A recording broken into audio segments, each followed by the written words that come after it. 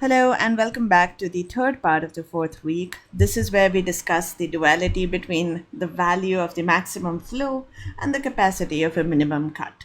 Last segment, we talked about the ford-fulkerson algorithm, which produces a flow, and we claimed that that's actually a max flow. And what we are going to show this time is that that's true by simply demonstrating that the value of the flow that's output by the algorithm is actually equal to the capacity of a minimum SD cut. And once we have shown that, we know we are good because we know that we can do no better than the value of a minimum SD cut. That's something that we talked about last time. So this is basically the main thing that I want to show, that the value of the max flow is the capacity of the min cut. And let's just quickly recall what the algorithm was doing from last time. So recall that this is what our algorithm looked like. We had an initial flow that basically did nothing. And we started off with a residual graph that looked exactly like the original. But then what we said is that we are going to find SD paths in the residual graphs, and then we're going to identify the bottleneck flow on these SD paths and push that amount of flow along the SD path. The subtlety here is that in the definition of a residual graph, we have both the original edges, which are adjusted for the capacities with respect to the flow that's currently going through them. But we also had these artificial back edges whose capacities were set to be the flow that passes through the corresponding original edge. So for instance, if you had an edge from U to V in the original graph whose capacity was say 10 and it had a flow of let's say 7 going through it, then in the residual graph we would have the edge from U to V enjoy a residual capacity of 3 to indicate that that's how much is remaining if we want to push additional flow. But on top of this, we also had this back edge from V to U whose capacity was 7. So when you're sending flow through the edge V to U in the residual graph, that's the same as subtracting the corresponding amount of flow through the edge U to V back in the original graph. So that's the process that we called flow augmentation.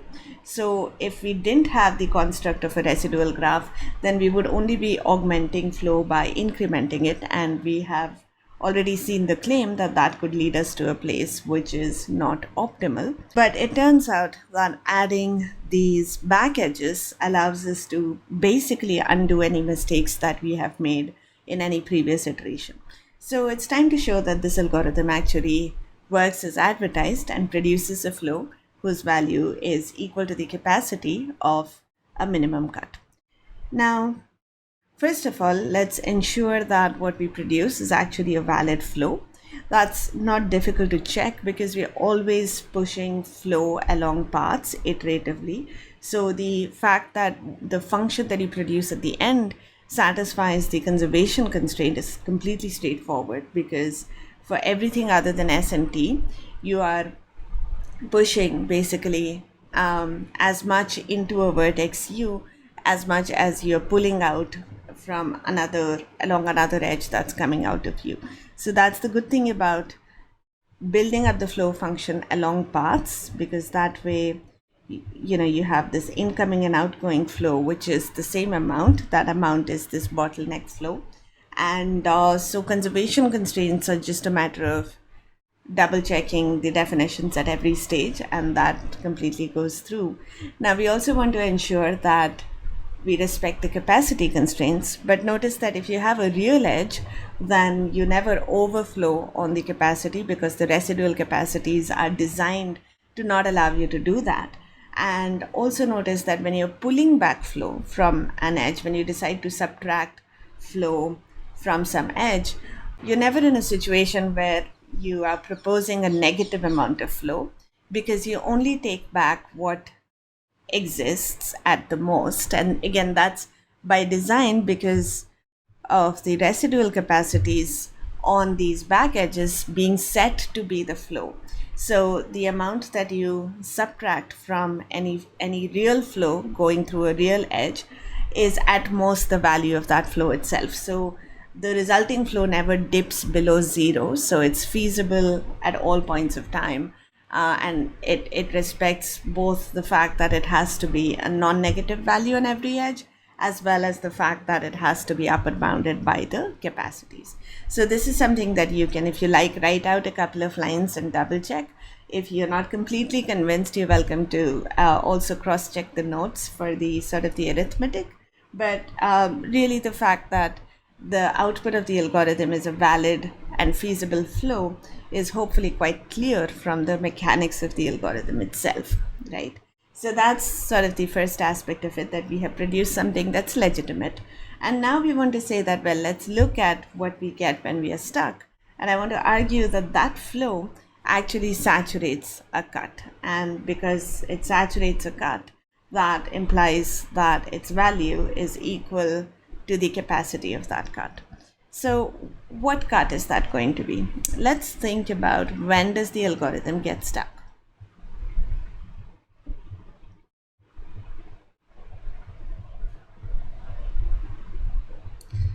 Well, that's just going back to this line here. We get stuck when this condition is no longer true, which means that in the residual graph, there is no path from S to T. That's when we are stuck. Which means that if we look at the residual graph and we look at everything that's reachable from S, that's some subset of vertices that does not contain T. Because if T was reachable from S, then the algorithm would have simply continued, right? So this is going to be the cut that I propose we look at. So capital S is just everything that's reachable from the source in the residual graph, and T is basically everything else. Now I claim that the flow actually completely saturates this cut, and what that means is that we want to show that, well, every edge that goes from U to V, where U is in S and V is in T, is fully saturated, which means that the amount of flow that's going through this edge is equal to the original capacity of the edge. And we also want to say that we are not making any dents in this total flow by pulling anything back. So if we have an edge that goes back from, let's say, a vertex P in capital T to Q in capital S, we want to say that, well, there is absolutely no flow going through such edges, that these edges are actually avoided by the flow. Because if we did have flow coming back that way, then this cut is not actually fully saturated. The value of the flow, as you might remember from the way flow calculations work, the value of the flow in the network is basically the value that goes out of S minus the value that comes back into S, right? So we want to say that what goes out is basically maxed out. All edges from S to T are saturated, and we want to say that there's nothing taking away from this flow. So every edge from T to S is avoided by the flow that's output by our algorithm. So that's the pair of claims that we want to make here. Well, let's look at these edges, right? So if you look at UV, this edge simply cannot exist in the residual graph, because remember that capital S is defined as everything that's reachable from S. And so if this edge actually existed in the residual graph, then V would have very much been reachable from S, and I wouldn't have been in T. So these edges don't exist, which means that these are capacity zero edges as far as the residual graph is concerned, and that can only happen when the flow going through this edge is actually equal to its original capacity. So these edges are saturated. On the other hand, what about the back edges that come back like this? Well, here I'm talking about a back edge in the English sense of the word, not the artificial edges that we introduced in the residual graph. So PQ is very much a real edge in our original flow network. And I want to say that there is no flow going through this edge. Well, what if there was flow going through this edge? So let's pretend, for instance, that there's a certain amount of flow, let's say 3 units of flow going through this edge. Well, then in the construction of the residual graph, we would have had an edge from Q to P with a capacity of 3. That's just how the residual graph is constructed. If you have flow going through an edge, then the opposite edge is introduced with a capacity that's equal to the flow. Remember, that's what lets us perform these undo operations. But then notice that this is again a contradiction, because this makes P very much reachable from Q in the residual graph, and so P would not be sitting in T. So edges of this form, P to Q, cannot possibly have any flow going through them. But then that brings us to the conclusion that we wanted, which is that the flow that's output by the algorithm indeed saturates this cut. It fills every edge from S to T to capacity, and it does not touch any of the edges that are coming back from T to S. So that actually establishes the duality between the value of maximum flows and the capacities of minimum cuts. So I hope that that made sense. Now, before we wrap up here, I want to make a couple of quick comments. The first is regarding integral flows. So it turns out that if all the capacities that you started with are integral, then there is a maximum flow such that the flow through every edge is an integer. So let me write this down. So it turns out that this is actually not very difficult to prove by simply looking at the mechanics of the algorithm and of course using the fact that the original capacities are integers. So to begin with, our flow was simply 0, so there is nothing to prove about the original initial flow. Now, as we proceed, we are going to be augmenting this flow by the bottleneck capacity of a ST path in the residual graph, which we have denoted by F. And notice that F is always going to be an integer.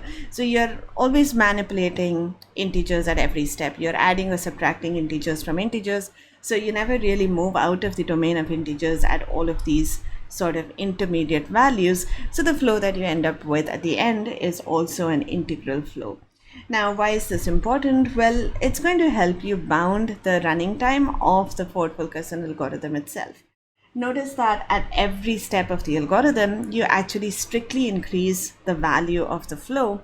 And because you're doing it in some sense in integer steps, the value of the maximum flow is an upper bound for the number of iterations that this while loop is going to perform. So this actually gives us a running time of F star, which I'm using to denote an optimal flow. And this notation here, if you recall, is basically the value of this flow. So that's the number of iterations. And in terms of what's going on inside, well, that's simply a flow augmentation where you have to iterate over all the edges and make some constant time updates. So that's simply the number of edges in the graph, which I'm going to denote by M. So notice that because the running time here depends on the value of a maximum flow, which in turn potentially depends on the input capacities, which are in turn typically expressed in binary, you might observe that this algorithm actually has only a pseudo-polynomial running time. Now, this shouldn't bother us very much at all, in the sense that it's known that this algorithm is fairly fast in practice, but you do have to be careful about when you extend this algorithm beyond integer capacity settings to, say, irrational capacities, which in an implementation are going to be approximated by some floating point numbers. It turns out that once you're dealing with true irrational capacities, you can come up with examples where you can make this algorithm loop forever. Now, you might say that that's probably something that won't happen if capacities are, say, rationals, which is true. But the problem is that because of floating point errors and rounding issues, in practice, you could still be in a situation where your algorithm actually gets stuck in a loop, or in any case goes on for a very, very long time. So the ford-fulkerson algorithm is fantastic even in practice, but you do have to be a bit careful if you're moving beyond integer capacities. I will also mention a couple of pointers to things that you can look up if you're intrigued about improved variants of the basic ford-fulkerson idea, or just improved algorithms for flow in general. So it turns out that if instead of working on an arbitrary ST path in each iteration, if you find one using BFS, that's actually something that's called in the literature and in your textbooks the Edmonds-Karp algorithm.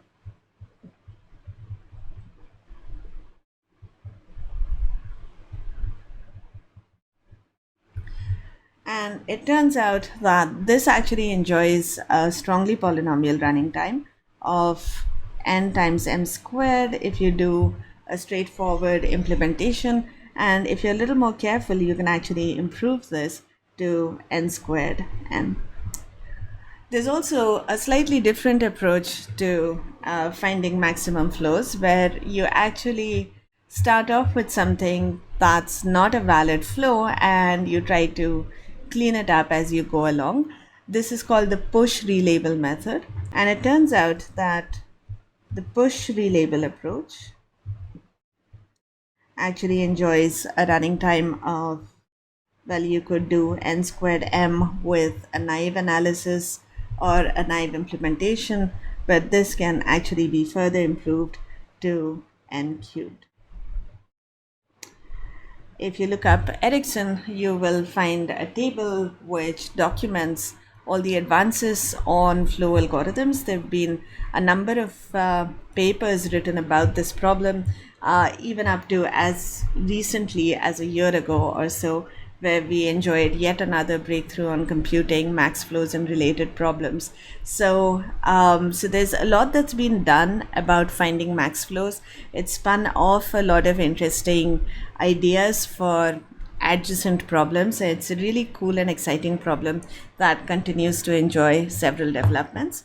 And one of the reasons for this is that this problem doesn't just solve itself, but it also can be used as a powerful model for many other problems that don't really look like flows at all. So in the second half of this week, we are going to be looking at 3 examples of applications. But before we do that, we're just going to have a very short detour where we talk about decomposing flows into component path flows, because that's going to be something that we will find useful as we get into applications. So we have one very short discussion before we get into actual applications, and I'll see you then.